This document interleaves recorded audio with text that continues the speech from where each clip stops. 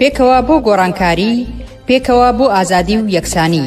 کەسێ بەتەمایە چاکسازی لەم دەسەڵاتەیە بکەم، بەس خەوە بینێ. نەریتێکی شۆڕژێرانە، نەریتێک کە لە خوارەوە خەلیکە بنیاتی کۆمەلگایە. دەسەڵات ناتوانێت جا بە کێشەش ناباتەوە بەڕەت حتا بەڕێوەبەراتەکانی خۆشیان کەوتونەتە ژێر پرسیارەوانی. بۆ بیستنی بۆچوون و تێڕوانینی جیاواز و دژەباو، بۆ خستنە ڕۆی دنگی مرۆیی و یەکسانی خوازی، بۆ ئەم سیستەمەکە 83 خوێندکار لێک کۆلدا بخوێنێت. ئەم ناوانە دروستە بۆیان تەنها ناوی حکوومەت دروست نییە بۆیان چەک و پارەیان نستنیتەوە معناژی نامێنە ئیتر چارەسەری بنەڕەتی بۆ کێشەی خەڵکی کوردستان و لەعنانی ئەم دەسەڵاتەیە. هێنانە پێشەوەی دنگی ناڕزایەتیە جەماوەریەکان و بڵندگۆیەک بۆ هەڵسوڕاوانی، هێناوە بەهۆی خۆپشاندانەکانەوە بۆ بەهۆی خۆڕاگری خەڵک و ئیرادەی خەڵکەوە بۆ کە بەدەستێنراوە. بێکارانە بە ئەودەسێکی کەم ئیشەکەن و مانگانە موچەکانیان پێنادن. داری وازات خەڵک تونتر ئەبێ. ئەگەر مەترسیەک هەبێ لەسەر هەرێمدا یەکێتی و پارتی و خود یەکێتی و پارتی مەترسی وڵاتەکانی مەنتیقەشیان بۆ سەر هەرێم زیاد کردووە. خستنەڕووی واقعیەتی دەسەڵات و ئۆپۆزیسیۆنی ساختە و پەردە هەڵماڵین لەسەر نیازیان، خۆشحاڵی هەبێ بەوەی کە هیچ ریفۆرم و چاکسازیەک و بەخازاتی خەڵک لەلایەن ئەمانەوە بکرێت. مێژوویەک و کارنامەیەکی قوڵیان هەیە لەسەر ملهوڕی، لەسەر چەکڕاکێشان، لەسەر تعداکردن لەسەر خەڵک. ئەمانە دژمنی خەڵکی کوردستان بوونە لە پشتیان لە خەڵکی کوردستان کردووە. پێماسێکی پەرشە بەسەر چینی کرێکار و بەشە زۆرەکانی چینی کرێکار و هەموو کۆمەلگایە پەرزیان کردووە. بۆ تاو توێکردنی ئەو بابەتانەی کەمتر لە میدیاکانەوە دەبیسترێن، بەشێکی زۆری لە حیزبە چەپ و کۆمۆنیستەکانی دنیا و هەروەها بەشێک لە هەڵبژاردنەکانی ئەوروپا ناڕەزایەتیان دەربڕی وینەکانی تاوانی دروست کردووە و تاوان ئەنجامە دەسەڵاتی چەکداری میلیشیای حزابی میلیشیای لە کوردستان. خەڵک لەلایەک و قەویترە، سازمانی پەیاکردە، ڕادیکاڵترە. بۆ نیشاندانی ڕێگەی ڕزگاری خەڵکی، پێشەنگ تیڤ هەموو ڕۆژانێکی چوارشەممان کاتژمێر 9 شەو بە کاتی کوردستان ڕاستەوخۆ پەخشی بەرنامەکانی دەکات. شەرمەزار نابێ ئەو هەموو جەنەڕاڵە مقابایە لە ناو شارەکەی خۆیان بینێ بە ئەنواع و ئەشکال چەکی ئەسلحەی قورسەوە طەبیعیە بەلایە. یەکەمین جارە لە کوردستان کرێکاران خۆیان دەستبەرن بۆ مەراسیم و چالاکی یەکیایە. شۆڕش تەنها ڕێگەیە، هەڵسانی خەڵک ڕاپەڕین و خۆشانی جەمالی تەنها ڕێگەیە کە ئەڵتەرنەتیڤێک دابینکە. لە فەیسبوک، یوتیوب، ئینستاگرام، تویتەر و تیکتۆک فۆلۆمان بکەن. بەرنامە و گرتە ڤیدیۆیەکان ببینن. پێشەنگ تیڤ، پێکەوە بۆ گۆڕانکاری، پێکەوە بۆ ئازادی و یەکسانی.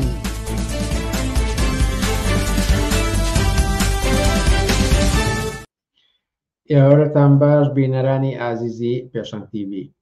خۆشحاڵین کە جارێکی تر دێنەوەلاتان بۆ پێشکەشتنی پەخشی ڕاستەوخۆی بەرنامەکانی پێشەنگ تیڤ. ئازیزان، ئەمڕۆ من بنەر مستەفا لەگەڵ هاوکارم نازەنی ساڵح بەرنامەکانی 4 حوزەیرانی 2025 پێشکەش دەکەین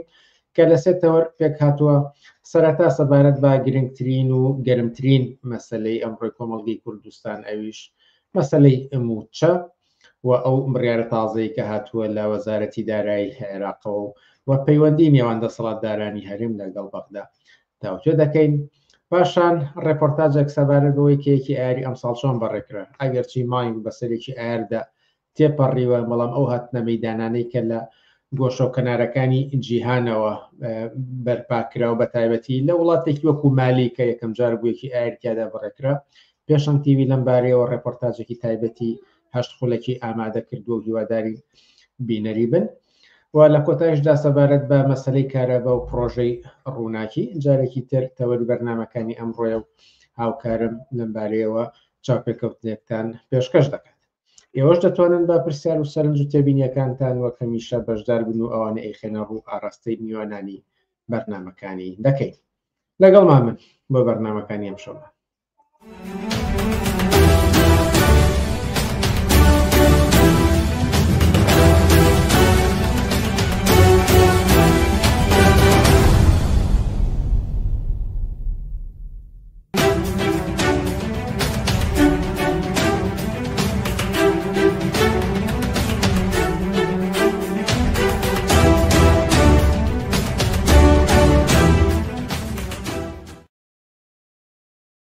بەڵێ بینەرانی ئازی سەرۆک ئاماژەم پێدا کە یەکەم تەوەلی ئەمڕۆمان تایبەتە بەو هەواڵە نوێی کە سەرتاپای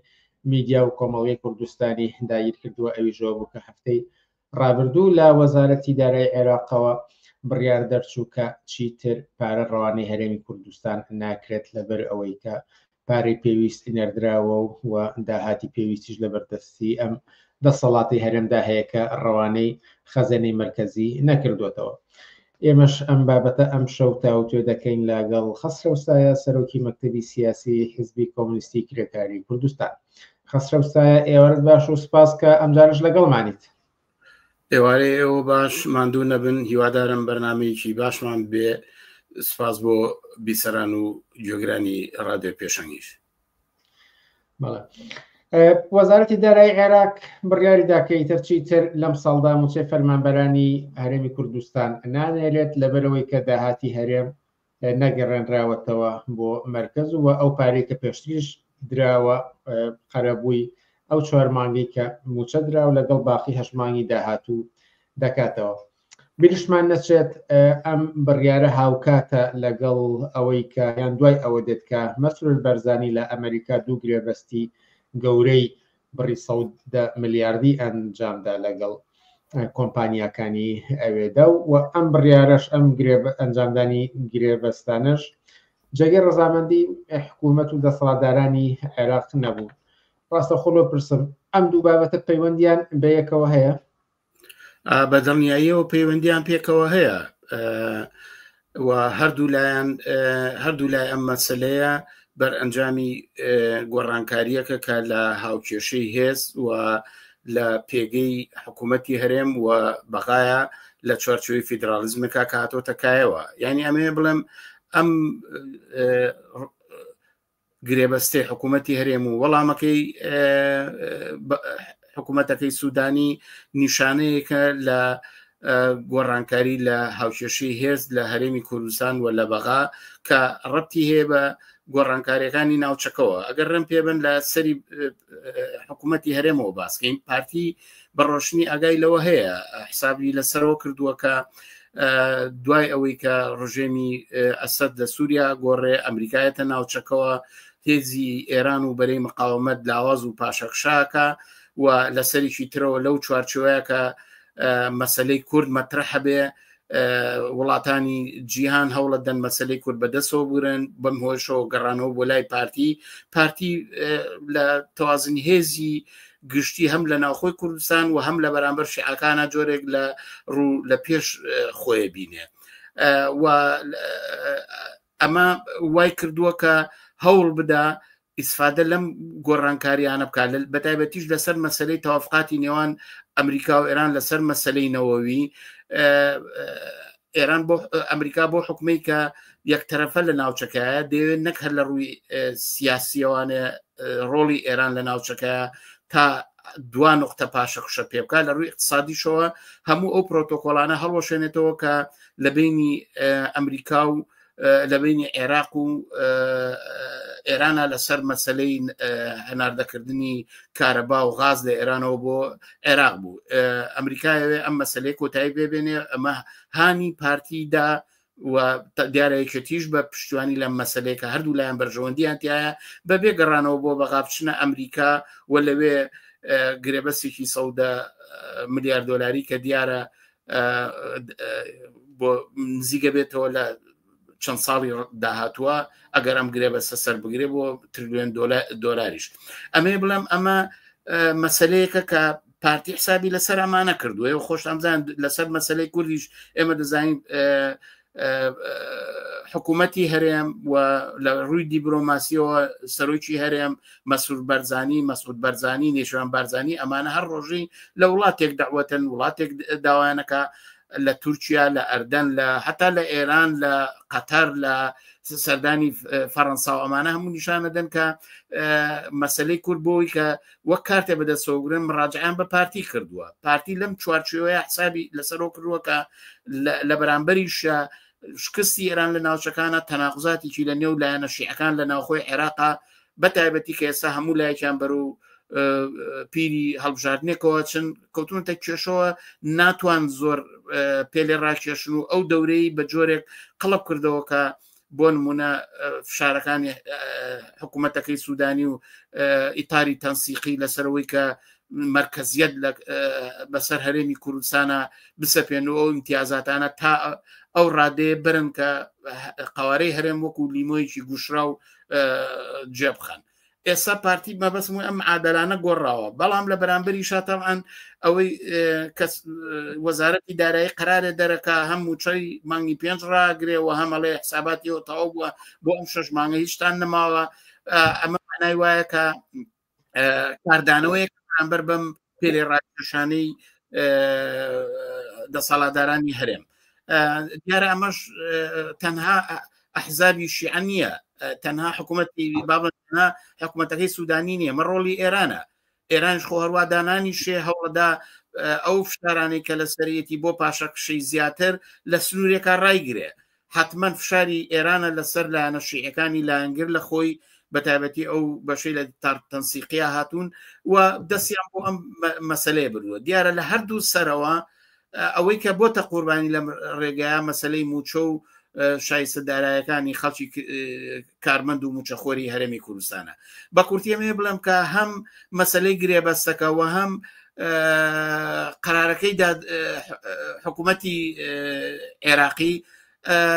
نیشانەیەکە کە ڕابطی پەیوەندیەکانی نێوان هەرێم و کوردستان جارێکی تر چۆتەوە نێو کێشمەکێشێکە لە سەردەمی پێکهێنانی فیدرالیزم و کۆکردنەوەی ئەم دەستە و تاقمە و گروپانە و دابشکردنی دەسەڵات بەسەر ئەساسی قەوم و قەبیلە و هێزی چەکداریانە هەر کە ئێمە بینیما لە چەند ساڵی ڕابردووە هەر جارەی لەسەر مەسەلەیە لە گرێژناچێ وکەوێتە بەرامبەریەکەوەم پێم وایە ئەم دوو لای مەسەلەیە بەرئەنجامی ئەم دۆخە و لە چوارچوەی ئەو فیدرالیزمەیە کە ساڵانێکە هەر جارەی کێشەیە لە دەوری کێشەیە تونگ دەبێتەوە دواتریش خاوە بێتەوە. بەڵێ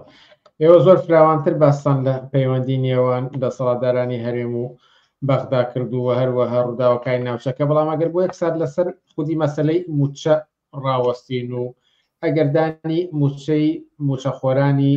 هەرێمی کوردستان مەبەست بێت بۆ نەبوو دەسەڵاتدارانی هەرێمی کوردستان ئەوان بتوانن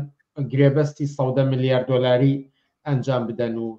داهاتی کوردستان لە بەردەستیان نابێت و ئەگەر دەسەڵاتدارانی عێراق ئەڵێن کە نایگەڕێنەوە داهاتەکە ناگەڕێنەوە بۆ خەزێنەی مرکزی و ئەمانە بەدەستەوە بگرن ناتوانین تەنها خۆیان ئیدارەی دانی ئەم موچەی فەرمانبەرانی کوردستان بدەن. بە بڕای من 100% دەتوانن. تۆ ئێوە بابین سیرکەین لە کوردستانە زیاتر لە 30,000 کۆمپانیا هەیە. لە کوردستانە نەقسی سەرمایە نییە، بە پێچوانەوە داهاتی نەوت هەر ئەندرێتە دەرەوە بە قاچاق بە تەنکەر بە فرۆشتنی بەرمیل بە ناوخۆ. ئەم هەموو مەسفایی کە لە ناوخۆی کوردستانە هەیە، ئەم هەموو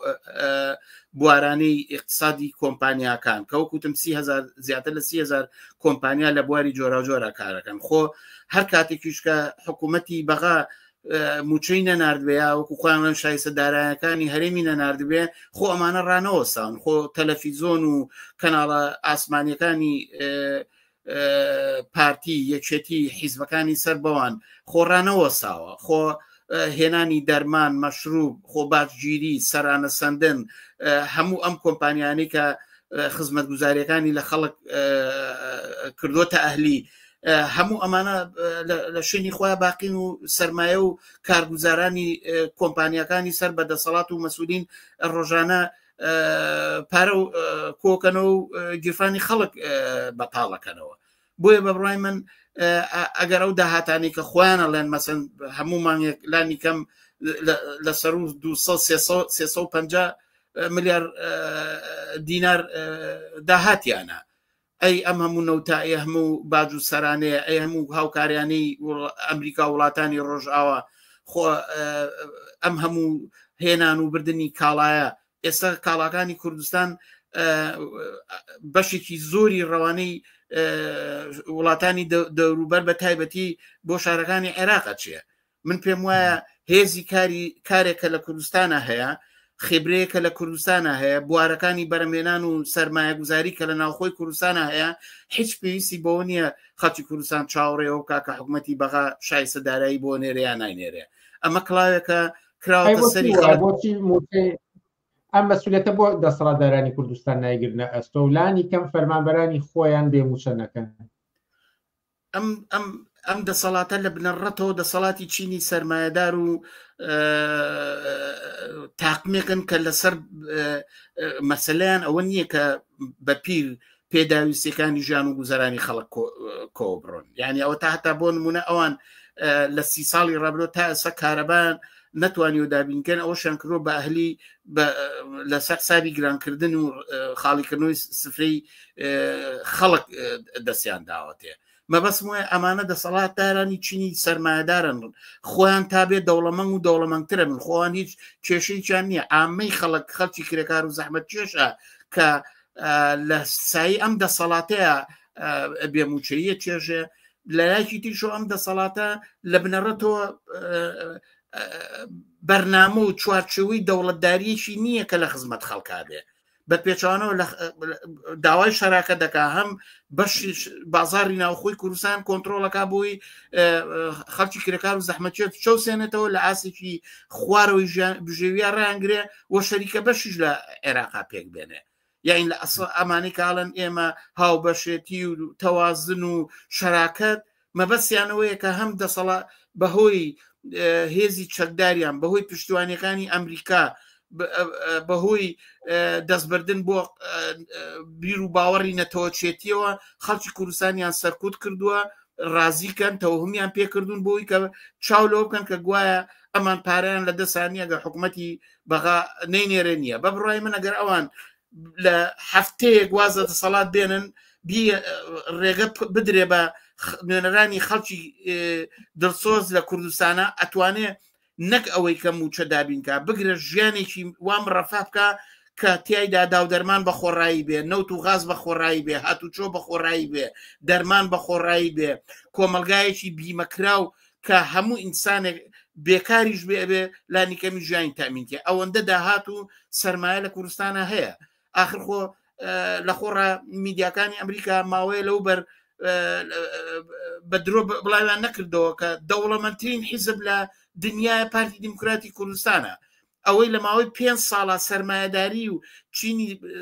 دەسەڵاتدار و خاوەن کۆمپانیەکان لە 10 ساڵا کۆیەکەنەوە بە 20 ساڵ و 30 ساڵیش لە هندستان و لە ئەمریکا و ئەوروپا و ئەڵمانیا و بەریتانیا ناچێتە گیرفانی سەرمایهدارانەوە چکە لەبەرەوەی کە هێزی کارێکی هەرزان هەیە و خەڵک لە تەوقعاتی هێنراوەتە خوارەوە دەسەڵات هیچ مەسئولێتێکی بەرامبەر بەوە نییە بۆیە بە بڕای من ئەوان نەزانن کە هەلومەرجێک لە ناوچەکە هەیە و هاوکاری و پشتیوانیە کە لەلایەن ئەمریکا و غەرب و تورکیا و ئێران بۆم دەسەڵاتاکرێ ئەو ڕێگایان گرتووە کە تا بۆیان بکرێت دەست بۆ قوتی خەڵگە بن و لەوان لە پێشیشانەوە موچە ئەجینا موچە پێویست ناکە حواڵە بدرێ ئەگەر کوردستان لێ بگەڕێن خۆیان بەدەست خەڵکەوە بێکوتم من پێم وایە نەک موچە ژیانێکی زۆر زۆر لەو شایستەتر بە ئینسانی هاوڵاتیانی کوردستان ئەکرێ پێدابین کرێ لە پەیوەند بە هەموو جارێک لە پەیوەند بەم ڕاگررتنی موچە و نەناردن و دواکەوتنەوە ئەو لانانێکە کوردستان کە خۆیان بە ئۆپۆزیسیۆنی یەکێتی و پارتیە بین و لە پەرلەمانی عێراق بۆ نمونە ئەندام پەرلەمانیان هەیە زیاتر ڕووی گلەیان لە پارتیوێکێتی بوو کە مەرجەکانی عێراقا جێبەجێ ناکەن و داهات ڕادەست ناکەنەوە و هەتاوەکو دوایی بەڵام ئەم جارەیان کەسانی وەک سۆران عومەر و موسەنا ئەمین و ئەم لایەنانەی تر زیاتر پەنجەی تۆمەت بۆ بەغداد ڕاکێشن و ئەتوانین بڵێن ئەم جارە بە فعلی بە واقعی ئیتر تۆپەکە لە ساحەی عێراقایە و دەسەڵاتدارانی هەرێم ئەتوان لانی کەم نقطە زوعف نێن بەدەستەوە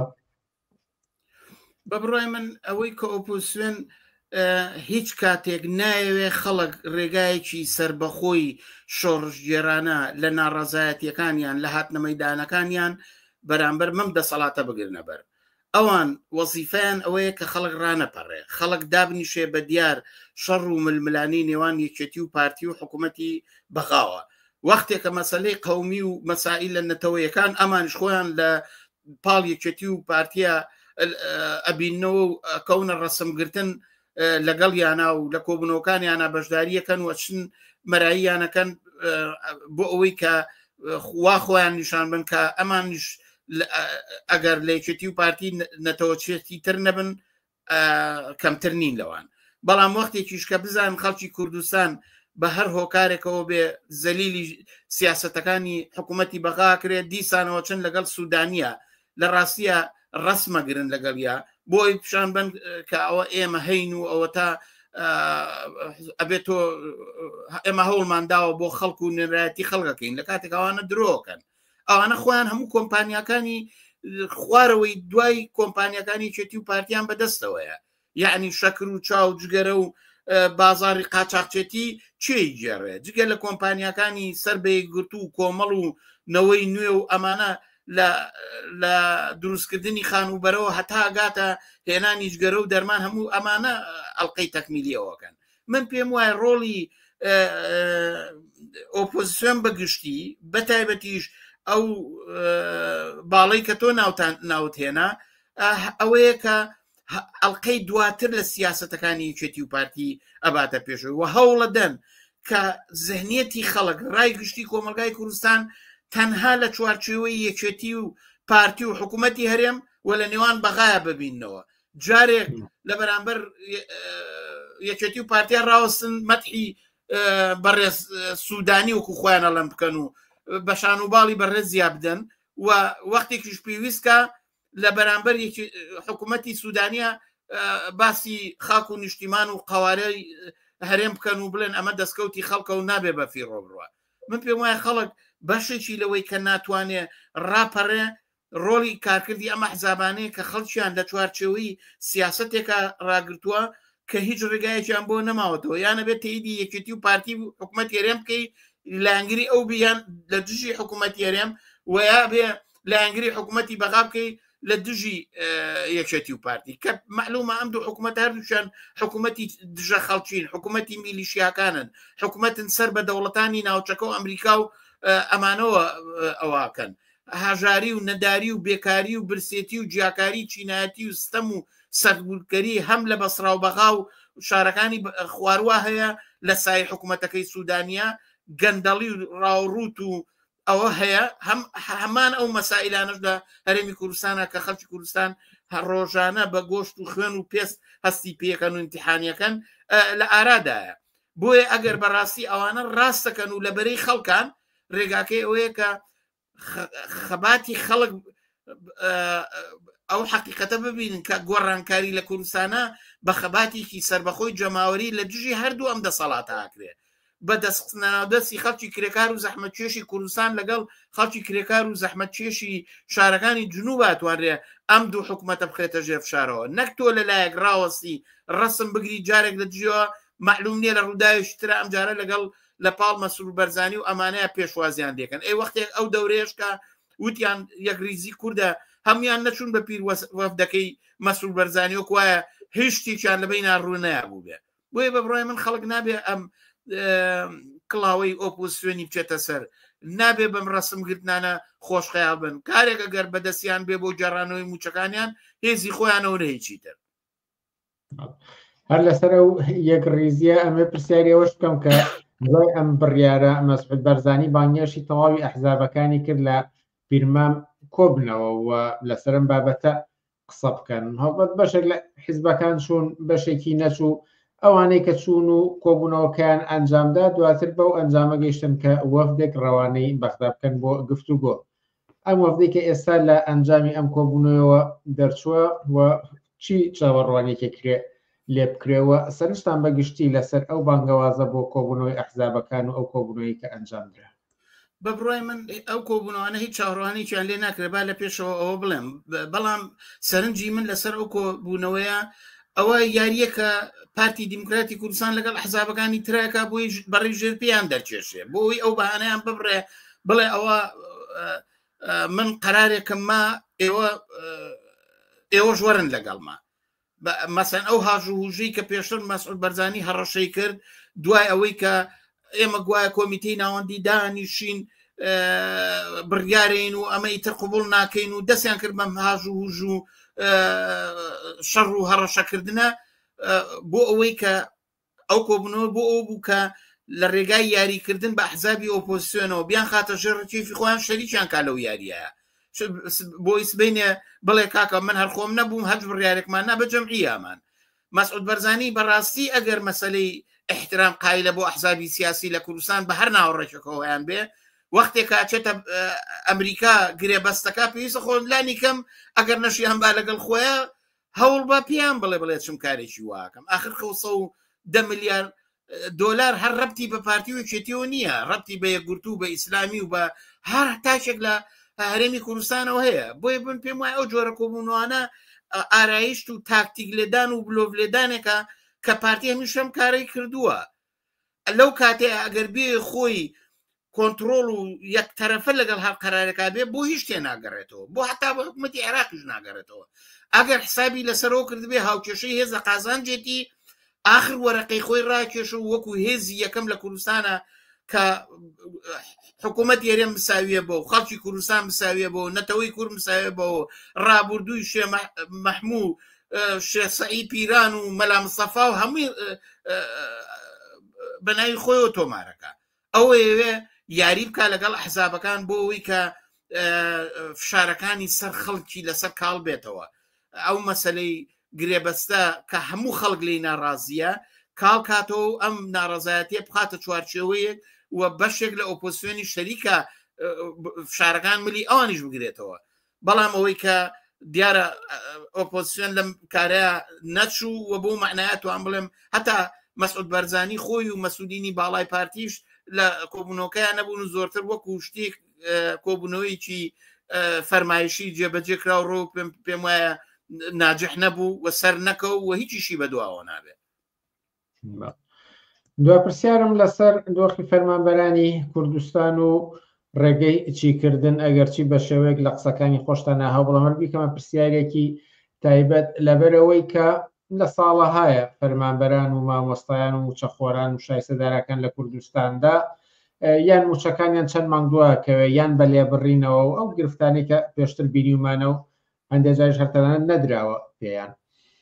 ئێستا لە خراپترین حاڵەتە ڕەنگە تا کۆتایی ساڵ هیچ موچەیەک وەرنەگرن فەرمانبەران مامۆستایان شایستەدارەکان تەواوی موچەخۆران چی ڕێگەیەکیان لەبەردەمایە یەکەم شتەوەیە پێشەوەی کە هەر کەسێ یعنی بمانێت چی بکەین ڕێگا چارەت چیە لەسەر مەسەلەی موچە ئەبێ جارێ ئەوە دەرەکەین کە مەسەلەی موچە مەسەلەیەکی سیاسیە تاوان ئەم قسەی زۆر کەس کردوێت یا تا لەلایەنە ئۆپۆزیسیۆنەکانیش و هەتا سەرانی چێتی و پاریژێن بەڵام لە نەزەری ئێمەوە کە ئەڵێن سیاسێ بە چ مانایەکە مەوزوعەکە ئەوەیە کە مەسەلەی موچە بۆتە بەشێک لە چوارچێوەی فیدرالیزمێکە کە باڵانسی هێز لە ئەیبڕێنێتەوە ئایا شکلی حکوومەتداری لەم چوارچێوەی فیدرالیزم و هاوکێشەی هێزە ئەتوانێت سەقامگیر بێ بە بڕوای من تا ئەوها ئەم فیدرالیزمە بەم شوەیە بێ و حکوومەتی عێراقی لەسەر ئەساسی تەقسیماتی قەومی و میلیشیایی و دەستە و تاقمی مەذهبی سەر بە ئێران و وڵاتانی ناوچەکە بچێتە پێشەوە دامەزرابێ قرار بە تەنیا بە دەستخۆیان نییە هەر بڕیارێکی ڕئیسیان ڕەبتی هەیە بە هاوکێشێکی فراوانتری ناوچەی و جیهانیەوە لە هەرێمی کوردستانیشە هەتاکو یەکێتی و پارتی ئیستراتیژێتی جیاوازیان ببێ و سەر بە دەوڵەتانی ناوچەکە و چاویان لە ئەمریکا و ئەم مەسەلانە بێ و هەوڵ بن لە ڕێگای کێشمەکێشە و امتیازات بۆ خۆیان و بنەماڵەکانیان بەدەستبێنن نە هەر مەسەلەی موچە مەسەلەی ئارامی خەڵک مەسەلەی خاڵە سنووریەکان مەسەلەی هێزی پێشمەرگە ئەمانە لە چوارچەوەی ئەم تەقسیماتە میلیشیایی کە هەم یەکێتی و پارتییانە هەم ئەحزابی شیعەهەیەتی ئەمێنێتەوە هیچ ڕێگا حەلێکی نییە ڕێگاکەی ئەوەی کە بێ ئەم فیدرالیزمە هەڵوەشێتەوە ئەبێ ئەم فیدرالیزمە شەقێکی تێبدرێ ئەبێ دەوڵەت تێدامەزێن لەسەر ئەساسی دەوڵەتی مواتەنەی یەکسان بۆ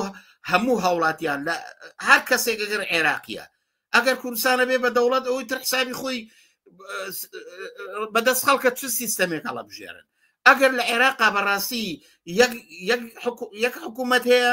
ئەبێ مافی هاوڵاتیانی یەکسان بە هەموو شێوەیەک ڕەچاو بکرێ یەک سیاسەتی دارایی و یەک سیاسەتی بەرگری، یەک سیاسەتی خزمەت گوزاری، یەک سیاسەتی بازرگانی و اقتصادی. ئەمە ڕەتی بە خەباتێکەوەی کە خەڵکی کرێکار و زەحمەت چێش ئەبێ حکوومەتێ دروستکەن کە خەڵک خۆی تیاب هەم بڕیاردانەر بێ هەم جێبەجێکار بێ. بە بڕای من لە کوردستانە تا ئەو جێگەی بە مەسەلەی موچە ئەگەرێتەوە ئەگەر ئەم مانگەش بە پینە و پەڕۆی قەرز و قۆڵەوەی کە ئێستا باسیەکان پێش جەژن و دوای جەژن نەدرێ چارەسەر بێ، بەڵام لە هەر مەسەلەی ترە ئەم جەلیەی کە لە قاپێکە لەگەڵ هەر شتێکا بێ بەلایەکە چرخێ و ئەو مەسەلەیە ئەهێنێتەکایەوە. ڕێگاکە ئەوەیە کا بێ جوڵانەوەیکی شۆڕژێرانەی جەماوەری لە پێشیانەوە کە ئێستا بەهانەکە کەوتۆتە دەست موچە خۆرانی هەرێمی کوردستان پێ بنێتە مەیدانەوە بۆ گۆڕانکاری لەم سیستەمەیە. کوردستان ئەتوانرێ نظامێک دامەزێنە بیمە کۆمەڵایەتیەکان لانی کەمی ژیان کاتە قانون نەک مەسەلەی موچە کە خەڵکی بێکار تا ئەو کاتەی کاری هەیە ئەبێ ماڵی هەبێ ئەبێ زندگی هەبێ ئەبێ پەروەردەی مسۆگەر بێ خزمەت گوزاری ئەو کارەبا و نیشتەجێبوونی مسۆگەر بێ. ئەمە لە زۆر وڵاتی دنیا هەیە. ئەبێ سیستەمی بیمەکان دامەزێنێ و ئەبێ لانی کەمی ژیان بکرێتە قانون. ئەگەر خەڵکی کرێکار و زەحمەت چێش ئەم گۆڕانکاریە ناکەن ئەوە چی بکەن؟ خۆمە حاڵەتێکە معلوم نییە کەی ڕوایە. من پێم وایە ئەمەشیان دیسانەکەوێتە سەر کرێکاران و فەرمانبەران ئەوانەی کە کارەکەن و موچە وەرەگرن هەر ئێستا بڕۆن دائیرەکانی خۆیان لە دەست دەسەڵات دەرکێشن. جوڵانەوەی لە کارخستنی ئیدارەکانی حکوومەت و سەروەری دەسەڵاتدارەتی خوارەوەی خەڵگە بێ جێبەجێ بکرێ. ئەگەر زەریبە بکوێتە دەست فەرمانبەران خۆیان و خۆیان داهاتی زەریبە و باجەکان کۆکەنەوە و دابەشی کە موچی خۆیان لێ بدەن ئەوەی لێ زیابێ بیدەن بە بەڕێوەبەراتیە کە داهاتی نییە. مەسەن گومرگەکانە دوای ئەوە فشارهێنان بۆ سەر کۆمپانیاکان. ئەم هەموو کۆمپانیایە سەرمایە کۆکاتەوە خۆ یەک لەحزە پەیوەندی هەرێم و بەغا هەرچێک بێ ئەمانە یەک لەحزە قازانجیان ناوەسێەوە تا جەژنە ئیش بە کرێکارەکەن. بۆیە بە بڕای من ئەبێت جوڵانەوەیەک بۆ دەست بە سەراگرتنی بەڕێوەبەرەتەکان پێک بێ و نێرانی خەڵک بڕوە خۆیان داهاتی ئەو بەڕێوەبەراتیانە تەسلیم نەکەن و موچەی خۆیانی لێ دەرکێشن زیادکەشی بن بۆ بەشانی بەڕێوەبەراتیانی کە داهاتیان کەمترە. جوڵانەوەی کە ڕەهبەران و پێشڕەوانی جەماوەر کە لەوە تێبگا کە مەسلەی موچە مەچەلەیەکی سیاسیە ئەتوان پێیان بڵێن ئێوە بڕۆن قەزی خۆتان هەلکەن هەر کاتێ وەرتانگەر ئێمەش دەزە و کارە هەڵەگرین. بەڵام تا ئەو کاتەنا ئێمە هەر داهاتێ لە بەڕێوەبەراتیەکانە خۆمان کارمان کرد و بەرهەممان هێناوە خۆشمان دابەشیەکەین. من پێم وایە ئەمە تازە ئاسانترین ڕێگایە. و ئەگەر خۆپشاندان و هاتنە مەیدانێکیش بۆ خواسی دەست بەجێ لە دژی هەردوو دەسەڵاتی هەرێم و بەغا بێتەکایەوە سەرنجام هەربێ ئەوەی لێپەیە بێ ئەگینا معلوم نییە بە پێی ئەو زایەکە ڕووی لە ناوچەکە کردووە گۆڕانکاریە کە عێراقی گرێتەوە عێراق لەسەر هەڵبژاردنە. ئەم حکوومەتی کە ئێستا سوودانیە ئیتر کارامەیی لە دەست دەرچووە ئەرکو چۆن حکوومەتی هەرێمی کوردستان و پەرلەمانەکەیەوە چەند مانگە حکوومەت ناتوان دروستکەن. ئەمە نیشانەدا کە هەردوو لایەن چاوەڕوانی گۆڕانکاریەکانەکەن. ئەیانەیە لەم گۆڕانکاریانەیە جارێکی تر ڕسمی هاوکێشەیە بکەنەوە کە هەر هێزەی پێگەی خۆی بگرێ جا ئەوەش کێپی ڕازێ بێ و کێپی ڕازی نابێەوە بێتە مای چ گێژاوێکی تر. ئەمە ڕەتی بۆەوەیە کە خەڵک لە کوێ ڕاوەسێ بەرامبەر بەم گۆڕانکاریانە. من پێم وایە خەڵک نابێت چاوەڕێی یەکلابوونەوەی کێشەی ئەمانە بکەن ئەبێ خۆیان وەکو جوڵانەوەیکی سربەخۆ پێ بنە مەیدانەوە و لە پێشیانەوە کرێکاران و فەرمانبەران و موچەخۆرانی هەرێمی کوردستان خانە نشینان هێزێکی زۆر گەورن زیاتر لە 300-400 هزار نەفەرەکە. ئەگەر نیوەی ئەوش بتوانێ پێ بنێتە مەیدانەوە و یەکگرتوانە و نێرانی خۆی هەڵبژێرێ و ڕابەری دەست بە سەراگرتنی بەڕێوەبەراتیەکانکە من پێم وایە ئەتوانرێ وەرەقەیشی تازە هەڵاتەوە کە دەسەڵات هەم لە بەغا هەم لە هەولێر ناچارکە ملکەت بێ یا لانی کەم دانووسان کە ئەم جارە لە نێوان نوێنرانی خەڵکو ئەم حکوومەتانەیە و ئەم بازنەیە بشکێنێ کە چاوەڕوانیە یەکێتی و پارتی ڕێکەون لەگەڵ حکوومەتی سوودانیە یاننا. خەسرە سایە سەرۆکی مەکتەبی سیاسی حیزبی کۆمونیستی کرێکاری کوردستان، زۆر سپاس لە بەرنامەکانی ئەم شەوی پێشنگ تیڤیدا ئامادە بوون. سپاس بۆ ئێوە و ماندوو نەبن. ئازیزان، ئەگەرچی یەکی ئایر مانگێکی بەسەردا تێپەڕیوە، بەڵام لەبەر ئەوەی کە ئایاری ئەمساڵ جیاواز بوو لە جێگەکانی جیهاندا، شار و وڵاتەکانی سەرتاسەری جیهاندا چەندین چالاکی بەرفراوان و جۆرا و جۆر ئەنجامدرا و هەروەها لە کوردستانیش ئایار بەرز ڕاگیرە، بە پێویستمان زانی کە ڕێپۆرتاژێکی تایبەتی لەسەر ئامادە بکەین و ئێستا ئەو ڕێپۆرتاژە دەبینن. پاش دیتنی و ڕێپۆرتاژە هاوکارم نازانین ساڵح لەگەڵتان بەردەوام دەبێت و من هیوای کاتێکی بەسووتان لەگەڵ بەرنامەکانی ئەم شەودا بۆ دەخوازم.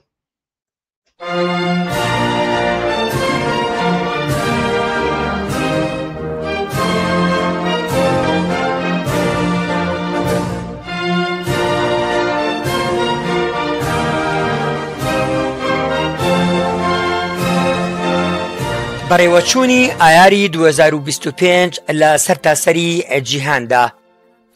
وەک ساڵانی پێشوو لە یەکی ئایاری ئەم ساڵیشدا جارێکی تر لە تەواوی جیهان کرێکاران هاتنە سەرشەقامەکان و دروشم و خواستەکانیان و پەرچەمە سوورەکان بەرزکرانەوە. لە هەندێک جێگەدا مارشی یەجگار فراوان و بەرچاو ئەنجام درا و لە چەند جێگەش پێکدادان لەگەڵ هێزە ئەمنیەکان ڕوویدا.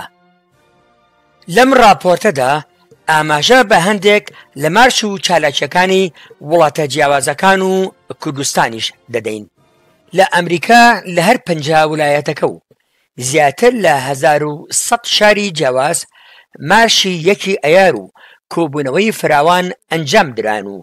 بەگشتی بەرامبەر سیاسەتەکانی دۆناڵد ترامپ دەنجیان هەڵبڕی.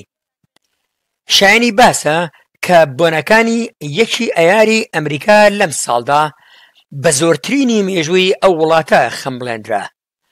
بەتایبەت لە شارەکانی لۆس ئەنجلوس، نیویۆرک و فیلادلفیا و شیکاغۆ کە سەرەتای مێژووی یەکی ئەیاری لێوە سەرهەڵدا. مارشی دەیان هەزار کەسی بەرپا کرا. لە نیویۆرک و فیلادلفیا پۆلیس هێرشی کردە سەر بەشداربووانی مارشەکە. کەمپەینی فراوانی کرێکەرانی ئەمریکا لەژێر دروشمی ئەجندای میلیاردێرەکان بوەستێنن. دوای ئایاریش هەر بەردەوامە.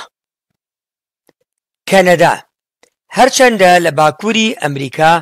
یەکەم دووشەمەی مانگی سەپتەمبەر وەک ڕۆژی کرێکار وەک پشووی ڕسمی کرێکاران ناسێنراوە، بەڵام لەم ساڵانەی دواییدا سەرەڕای ئەو ڕۆژە لەگەڵ ڕۆژی جیهانی چینی کرێکار لە یەکی ئەیاردا بە ڕێپێوان و مەراسیمی جۆراوجۆر لەلایەن نەقابە و یەکێتیە کرێکاریەکان و ڕێکخراوی جەماوەری و حیزب و گروپە چەپ و کۆمونیستەکان ئەو یادەیان بەرز ڕادەگرن. ئەم ساڵیش لە زۆربەی شارە گەورەکانی وەک تۆرۆنتۆ، مۆنتریال، هامڵتن و ڤانکۆڤەر ڕێپێوان و بەشداری کرێکار و خەڵکی ئازادی خواز بە شیعاری دژ بە بەرزبوونەوەی نرخی شتومەک و گرانی و بێکاری و کاریگەری جێگرتنەوەی تەکنەلۆجیا لە بێکارکردنی کرێکاران و لە دژی شەڕ و کوشتار لە جیهاندا ئەو ڕۆژەیان بەرز ڕاگرت. شایانی باسە کۆمیتەی کەنەدای حزبی کۆمونیستی کرێکاری کوردستان بەدانانی خێمەی تایبەت بەخۆی و شعارەکانیەوە بەشداری بەرچاویان لەو ڕۆژەدا هەبوو. لە فەڕەنسا مارش و چالاکی فراوان بە بۆنەی یەکی ئەیارەوە ئەنجام درا و لە چەندین شار هەزاران کەس بەشداریان تیا کرد. تەنها لە پاریسی پایتەخت نزیکەی 100,000 کەس بەشداری لە مارشی ئەیار کرد. ئەم ساڵیش لە پاریس ئایار بێ پێکدادان لەگەڵ هێزە ئەمنیەکان نەبوو. یەکێک لە چالاکی کرێکەرانی فەڕەنسا دواکەوتنیان بوو بۆ سەرکار وەک ناڕەزایەتیەک بەرامبەر بەرزکردنەوەی تەمەنی خانەنشینی. هەر بۆ ئەم مەبەستا ماڵپەڕێکیان دامەزراندووە کە کرێکاران کاتی دواکەوتنیان بۆ سەر کار بژمێرن تا قەرەبووی زیادبوونی تەمەنی کارکردنیان بکات هەتا کاتی خانەنشینی. لەندەن لە لەندەن مارشی دەیان هەزار کەسی لە بەردەم کتێبخانەی مارکسەوە دەستی پێکردو بەرامبەر سیاسەتی ڕاستڕەوی حکوومەت دەنگ بەرزکرایەوە. لە ئەڵمانیا مارشی یەکێتیە کرێکاریەکان لە شارە جیاوازەکان لە هەزارەها تا دەیان هەزار بەشداربووی هەبوو. لە مەدریدی پایتەختی ئیسپانیا لە مارشە سونەتیەکانی یەکێتیە کرێکاریەکان ڕەخنەی توند لە سیاسەتی حکوومەت گیرا بۆ لاوازکردنی پێگەی کرێکاران لەو وڵاتە. لە ئەسینای پایتەختی یۆنان خۆپیشاندەران مارشەکەیان بەردەبەر پەرلەمانی ئەو وڵاتە و بەرامبەر سیاسەتی حکوومەت وەستانەوە. لە ئۆسلۆی نەرویج بەشداربوویان ڕێگەیان لە وتەی سەرۆکوەزیران گرت.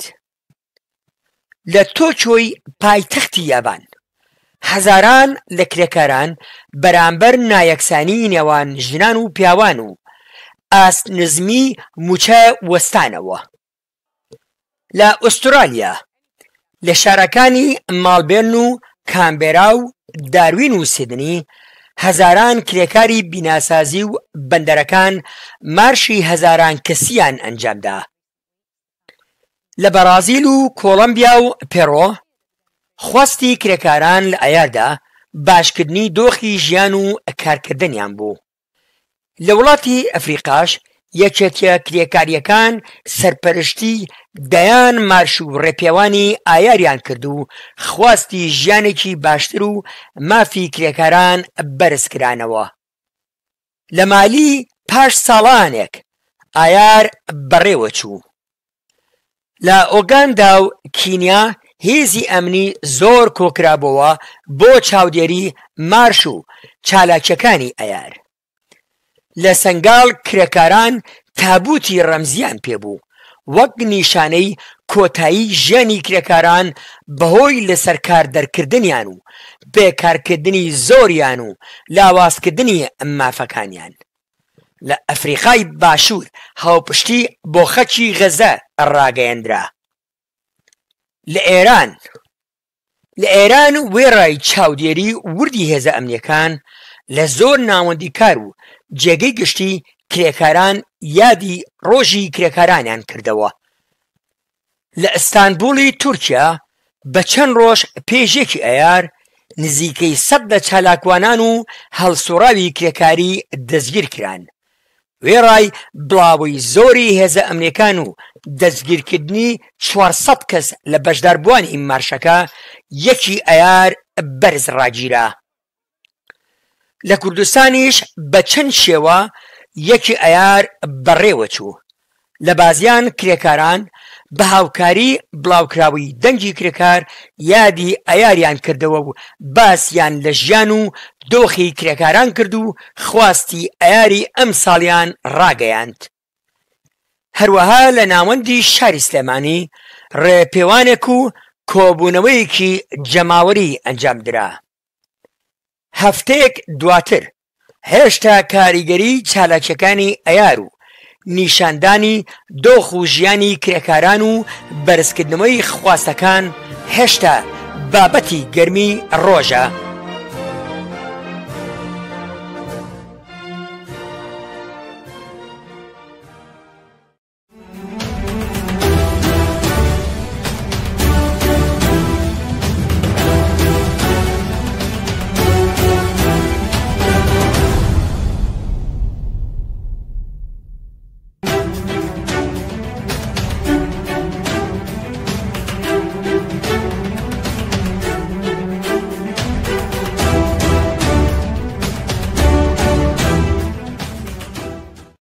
بینەرانی ئازیز و خۆشەویستی پێشەنگ تیڤ ئەم کاتتان شاد من نازەنین ساڵح بە خۆشحاڵیەوە جارێکی تر بە دیداری ئێوە شاد دەبمەوە بۆ پێشکەشکردنی بەرنمەیەکی تر لە بەرنمەکانی پێشەنگ تیڤ. دەسەڵاتدارانی هەرێم بۆ چارەسەرکردنی کێشەی کارەبا پرۆژەیەکیان ئامادە کردو بە ناوی پرۆژەی ڕۆناکی بۆ دابینکردنی کارەبای 24 کاتژمێری. ئەم پرۆژێ بەهۆی ئەو نرخە بەرزەی کە لەلایەن ئەنجومەنی وەزیرانەوە دیاری کراوە بۆتە جێگەی ناڕەزایەتی خەڵکی کوردستان. بۆ گفتوگۆکردنی زیاتری ئەم بابەتە بە پێویستمانزانی چاو پێکەوتنێک لەگەڵ مستەفا باهەر ساز بکەین. سلااوت لێبێ هاوڕێ مستەفا، زۆر سپاس کە لەگەڵمانی لە بەرنمەکانی ئەمڕۆی پێشەنگ تیڤ. زۆر سپاس بۆ ئێوە بۆ بینەران و بیسەرانی پێشەنگ تیڤ ئازیز. زۆر سپاس. سەرەتا دەمەوێت بپرسم تۆ چۆن دەڕوانی تا پرۆژەی ڕووناکی واتە پرۆژەی کارەبای 24 کاتژمێری؟ بەڵێ، بێگومان کارەبای 24 کاتژمێری شتێکی زۆر گرنگە بە تایبەتی لە جیهانی ئەمڕۆماندا. هیچ شتێک بە بێ کارەبا ناتوانێت بچێتە پێشەوە و ڕۆژانە هەموو کار و پێداویستەکانی خۆمان لە ماڵە لە هەر شوێنێکی ژیان نابین پێویستمان بە کارەبا بێ. بۆی کە کارەبا بوو بوێ بە 24 کاتژمێر کارێکی زۆر زۆر ضروریە و کارێکی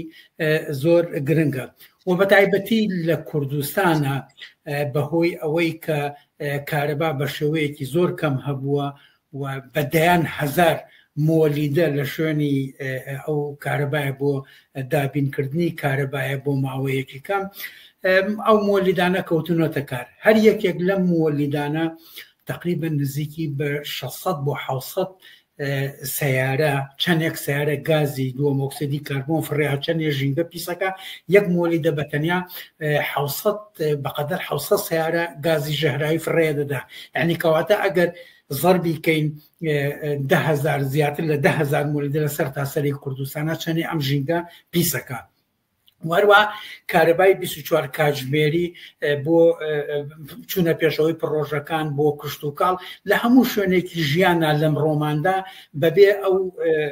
کارەبای 24 کاتژمێرە یاخود بەبێ بوونی کارەبا ژیان قورسە بێ وەکو سەردەمانێکی کۆنیە کە ئەگەر کارەباش نەبووایە زۆر گوێ لێداتێ. لە ئێستا کارێکی زۆر ضروریە و ئەمە بە تەسەوری من پرۆژەیەکی زۆر گرنگە. ئەگەر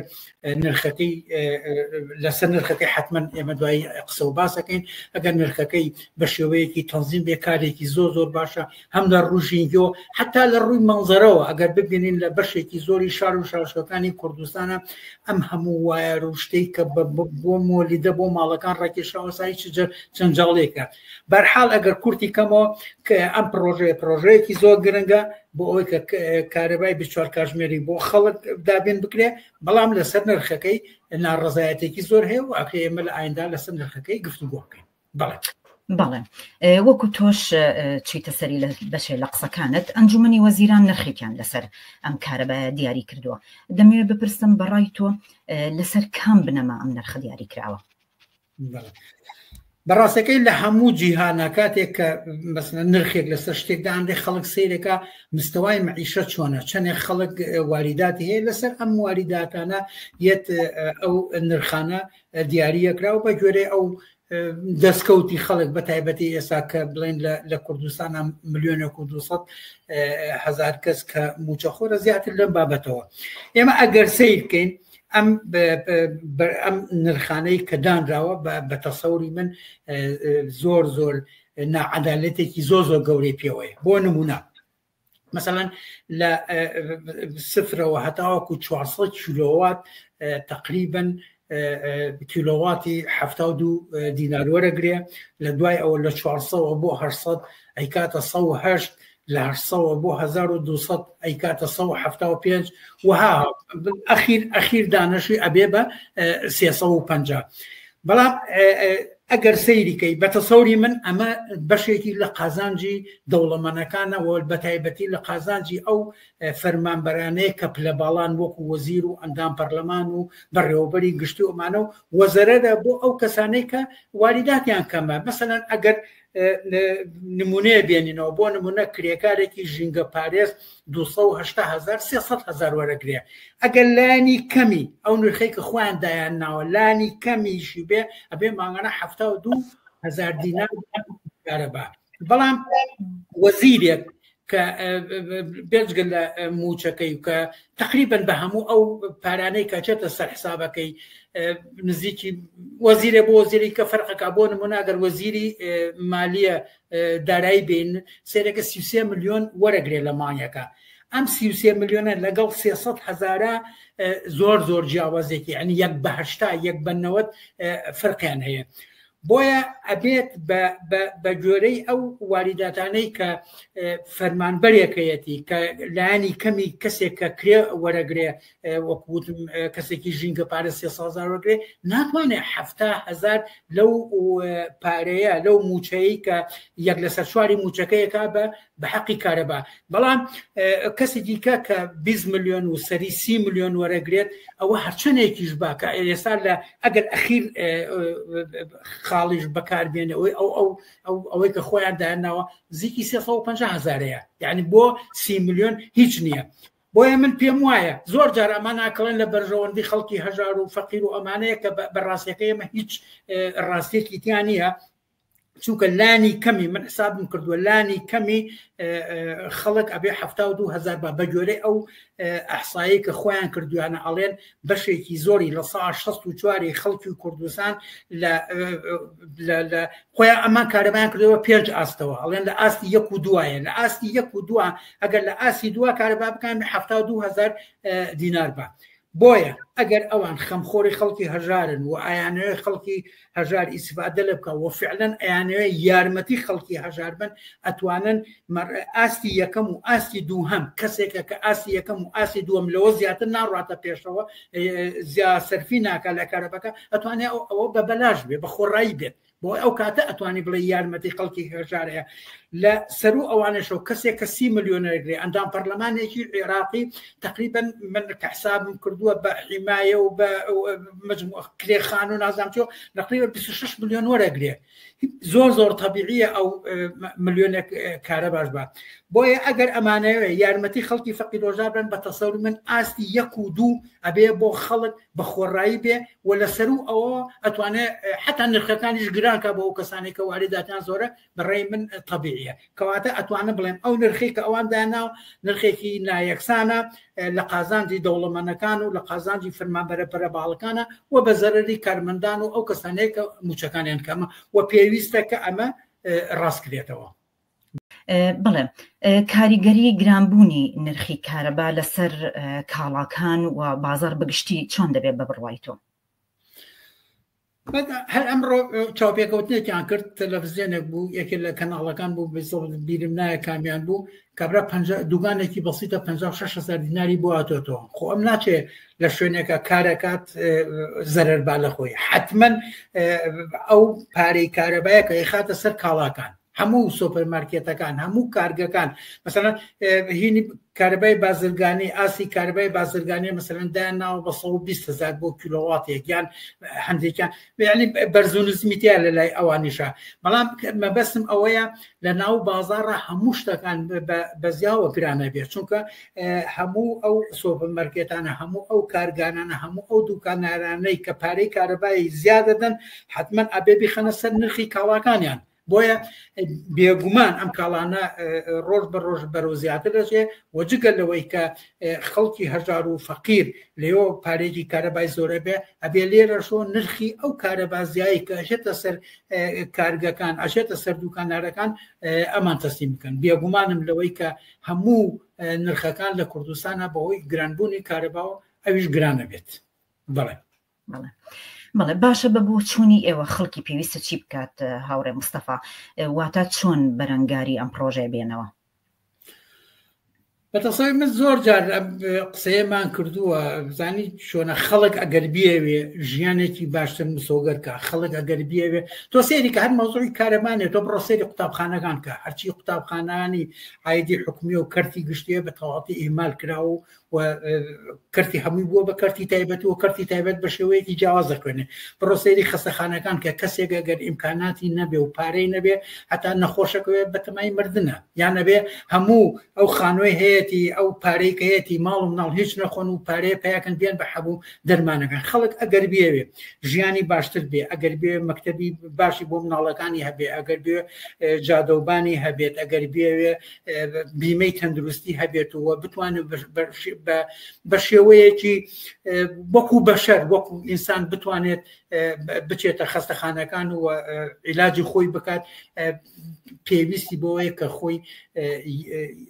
یەگرتو کات خۆی ڕێکخراو کات و بێگومان ئەم حکوومەتەی کە ئێستا لە سەردەسڵاتە حکوومەتێکە کە لە بەرژەوەندی خەڵکی دەوڵەمەندەکان و لە خەڵکی ئەوانەی کە خاوەن کۆمپانیان حکوومەتی ئەوانە هەموو پڕۆژەکانیان هەموو بەرنامەکانیان هەموو یاساکانیان کە لە پەرلەمان و لە حکوومەتەوە دەرەچێت لە بەرژەوەندی خاوەن کۆمپانیا و خاوەنی سەرمایەدارەکانە و ئەو حیزبانەشی کە لە کوردستانە ئێستا دەسڵاتدارن حتمما لە بەرژەوەندی ئەوان کار و خەباتەکەن بۆی ئەگەر خەڵکی کەم دەرامەت و زەحمەتکێش بێوێ ڕزگاری بێ لەمێ ژیانێکی باشتر بۆ خۆی مسۆگەکە ئەبێ ئەمیش حیزبی هەبێ ئەبێ خۆی ڕێکخراوکە ئەبێ دەسڵاتی هەبێەوە بتوانێت کە دەسڵات بەدەستەوە بگرێ هەتاوەکو ئەمانە لەسەر دەسڵات بن و هەتاوەکو ئەم ئەحزابانە بەم شێوەیە لەسەر دەسڵات بن ژیانی خەڵکی ڕۆژ بە ڕۆژ بەرەوخراپیەوە بەرەو باشی ناڕات بۆیە خەڵک ئەگەر بێ ڕزگاری بێت ئەبێ خۆی ڕێکخراوکە و حیزبی خۆی دروستکە و خۆشبەختانە ئێستا حیزبی کۆمونیستی کرێکاری کوردستان هەیە ئەتوانێت پشتیوانی ئەم حیزبە بکات و بتوانێت ئەم حیزبە بگەێنێتە دەسڵات بزانە ئەو کاتە چونکە هەموو چینێک حیزبی خۆی هەیە کە دیفاعی لەکە حیزبی سەرمایەداران ئێستا دەسڵاتدارەوە دیفاع لە سەرمایانەکانەکان هەروەکوتم هەموو یاساکان لە بەرژەوەندیوانە فعلا ئەگەر حیزبێکیش بێتە سەر دەسڵات کە حیزبی کرێکاران و زەحمەتکێشان بێ بڕیارەی دەرەکا کە لەسەر ژیانی ئەوان بێت و ژیانی ئەوان بەرەو باشی بکە بۆیە ئەگەر کورتی کەمەوە بۆیە ئەگەر ژیانی باشە ئەبێ پشتیوانی حیزبی کۆمونیستی کرێکاری کوردستان بکەی ئەبێ خۆر ڕێکخراوکەی لە ڕێکخراوە لە کارگەکان تا لە قوتابخانەکان تا لە گەڕەکە لە هەموو شوێنەکە بتوانێت کە خۆ دەسڵات بەدەست بێنی بەبێ ئەمە ژیانی تۆ ڕۆژ بە ڕۆژی خۆت هی مناڵی هی هەموو کەسێک و ڕۆژ بە ڕۆژ بەرەو خراپیە ڕوا بۆ ئەوەی کە ژیانی باش بێ ئەبێ ئەم دەسڵاتانە ناوبەری و دەسڵاتێکی خەڵک کە خۆی بتوانێت لە خوارەوە خۆی نوێنەری خۆی هەڵبژێرە و هەچ کاتێکی بیاوێت ئەبێ ئەم نوێنەران لابە بەبێ ئەمە ژیانی خەڵکی بەرەو خراپی ڕوا بەرەو باشتری ناڕات دووبارە زۆر سپاس هاوڕێ مستەفا کە توانیت لە بەرنامەکانی ئەم شەو لەگەڵمان بیت و سپاس کە کاتی خۆت بەخشی بە ئێمە زۆر سپاس بە ئێوەش و ڕێز و خۆشەویستیمان بۆ بینەران و بیسەرانی تەلەڤیزیۆنەکەتان هەر بشین جارێکی تر بینەرانی ئازیز لێرەدا هاتینە کۆتایی بەرنامەکانی ئەمڕۆمان تا بەرنامەی ئایندا هەموو کاتێکتان شاد بۆ شەوێکی ئارام بۆ هەموو لایەک.